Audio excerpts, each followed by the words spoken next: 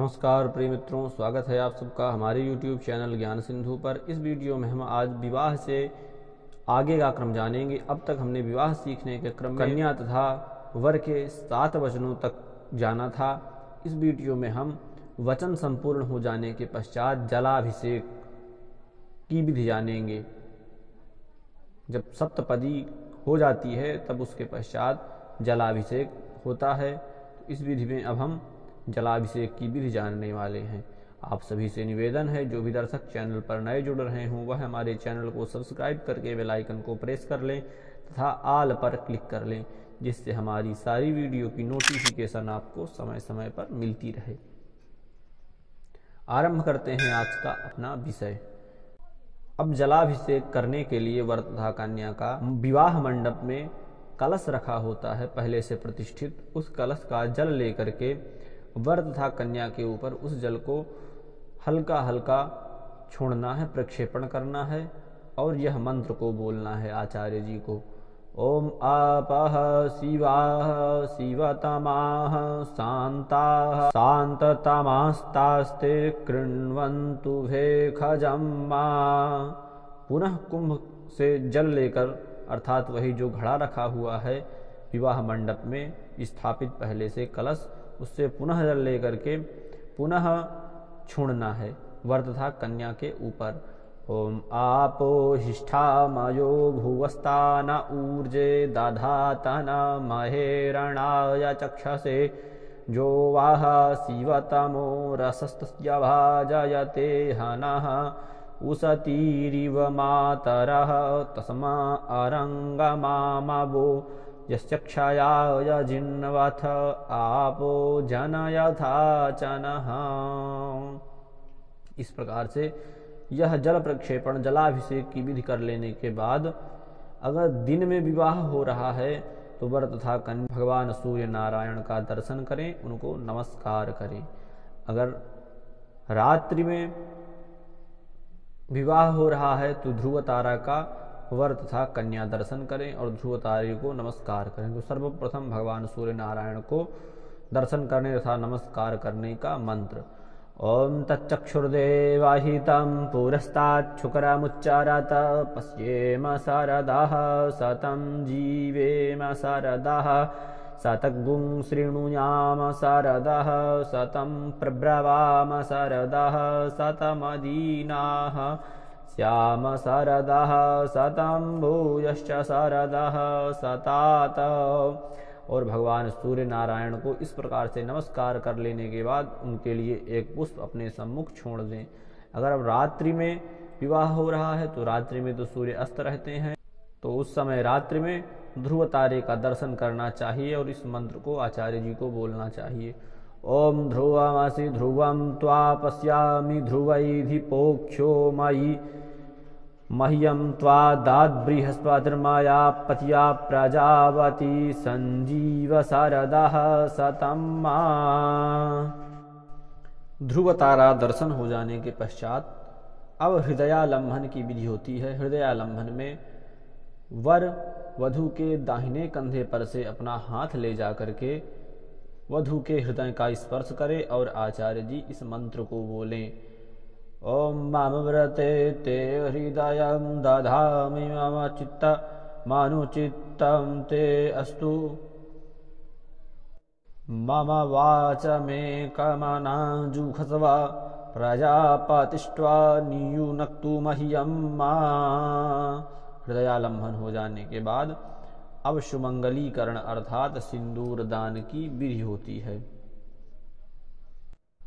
अब यहाँ पर विधान यह है कि वर का पिता जो पुरोहित हों, आचार्य जी हों, उनको दक्षिणा दे करके आचार्य जी से सिंदूर ग्रहण करके वर का पिता उससे अपने कुल देवताओं के निमित्त सिंदूर निकाले और इस प्रकार से बोले ओम कुल देवीभ्यो नमः कह करके सिंदूर को एक चुटकी सिंदूर भगवान गणेश जी की प्रतिमा पर चढ़ा दे।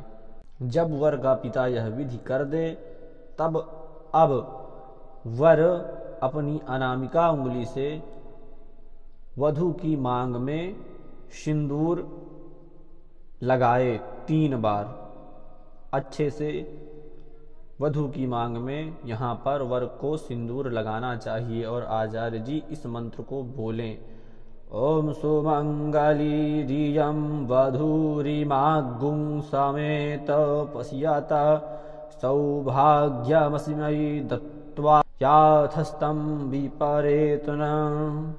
अब सिंदूर करण की विधि होती है, जिसको कहीं कहीं प्रचलित भाषा में सिंदूर बहोरना या मांग बहोरना कहते हैं। तो इसमें यहाँ पर एक बात ध्यान रहे, जब भी सिंदूर दान हो, सुमंगलीकरण की विधि हो, तो वर के बाएं ओर कन्या बैठे, यह ध्यान रखना है। अब सिंदूरकरण में मांग बहोरने की विधि में सौभाग्यवती स्त्रियां, सुहागिन स्त्रियां फिर अच्छी तरह से वधू के मांग में लगे हुए सिंदूर को सुधार दें, उसको अच्छे से सही कर दें। इसके पश्चात आता है ग्रंथि बंधन।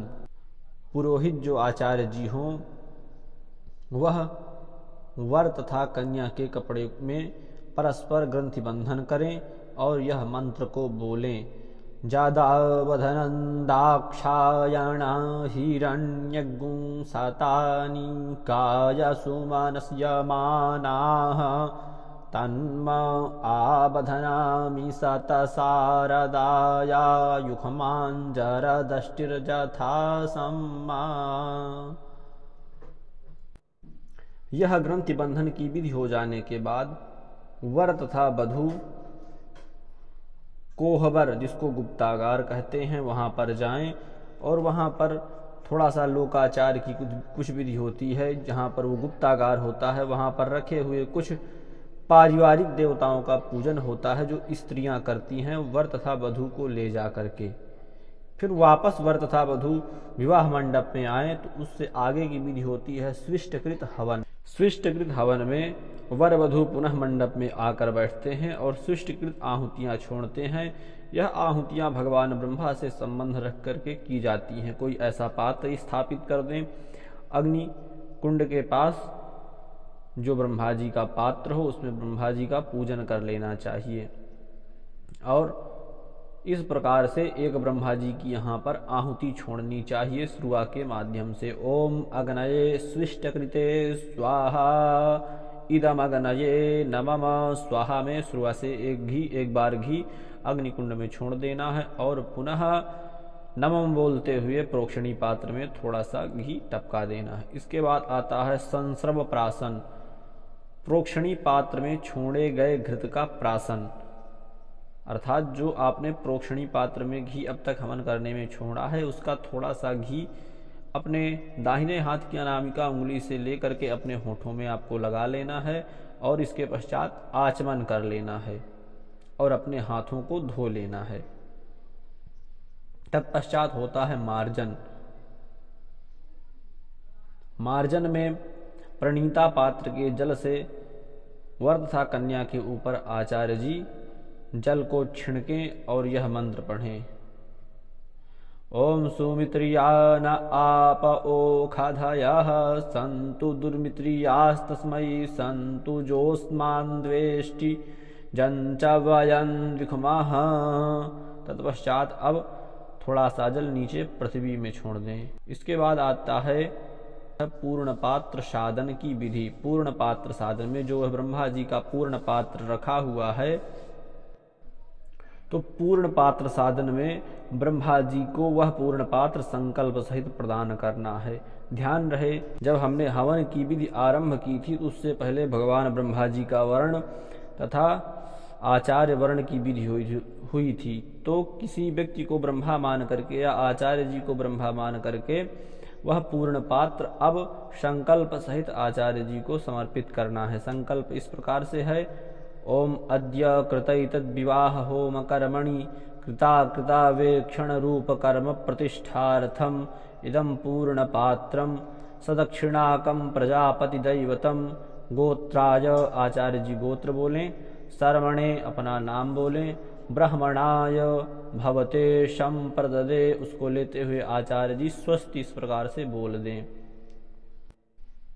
इस प्रकार से यह विधि हो जाने के बाद जो प्रणीता पात्र हो उसको अग्नि के पश्चिम दिशा में उल्टा करके रख देना चाहिए। इसके पश्चात त्रायुष्करण की विधि आती है। त्रायुष्करण में शुरुआत से अग्नि में जो राख हो जिसमें होम किया गया है उसमें थोड़ा सा राख निकाल लें होम की और उसको मस्तक पर लगाएं वर तथा कन्या के, और इस प्रकार से मंत्र बोलें, ओम त्रायुखम जमदग्नेः।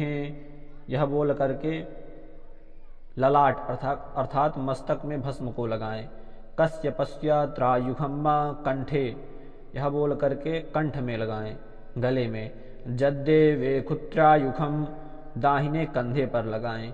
तन्नो अस्तुत्र्यायुखम हृदय में भस्म को लगा दें। यह विधि वर तथा कन्या दोनों को करनी है। इसके पश्चात पुनः अभिषेक की विधि होती है। अब वर तथा कन्या का कलश के जल से अभिषेक किया जाता है। यह विधि हम अगले वीडियो में जानेंगे। तब तक के लिए नमस्कार। पुनः मिलते हैं आपसे एक नए वीडियो में।